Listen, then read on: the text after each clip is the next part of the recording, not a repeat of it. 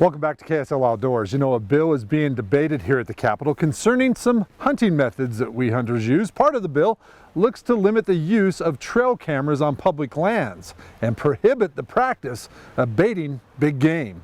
I sat down with Representative Snider, the sponsor of the bill, to find out why he believes changes are necessary.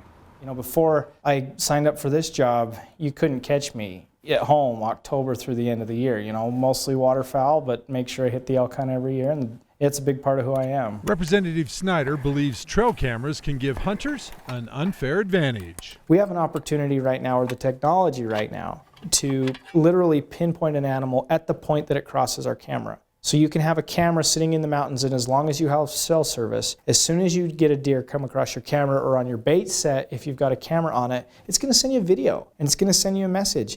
And when you proliferate that across the landscape, you know, in this debate, some people have literally told me, I run 100, I run 150 cameras. You've got 150 eyes that never blink on a landscape that can send you a text message as soon as the animal is there. The vast majority of people are not running 100 or 150 cameras. It's probably more 4 or 5. But when it is used to the point where it can literally be exploited at the detriment to the wildlife we love, we have to do something. Representative Snider initially proposed a bill with a trail camera season that would allow hunters to use trail cameras, but not during the hunts. After fielding hundreds of phone calls and emails from Utah hunters who were not happy with the season, Representative Snider listened and proposed a substitute bill that instructs the DWR's Wildlife Board to make rules governing the use of trail cameras. Now, if the bill passes, the public will have a chance to voice their concerns through the DWR's RAC process. The public feedback has been, we want to talk about this issue.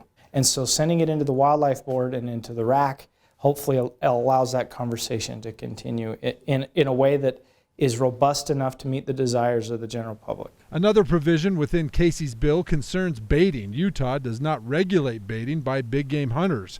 Right now, hunters can legally put apples or other nutrients out to draw deer and elk in for the purpose of hunting. What's the problem with baiting in your mind? I think it's becoming more pervasive as we become more competitive in the sport. And in the last year, on some of these more arid units, significant things like apples, for example, truckloads of apples coming out of state, piled on a desert landscape where there's probably not an apple tree for 100 miles, and drawing deer in.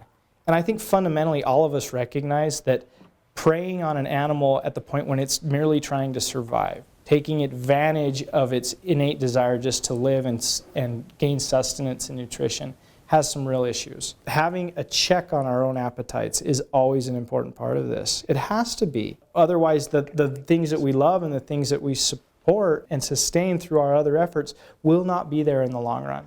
The bill still needs to be debated by the Senate and signed by the governor. Now, if it does pass, big game baiting will be outlawed in Utah, and the trail camera debate will continue through the DWR's RAC process. I can encourage everybody to let your voices be heard.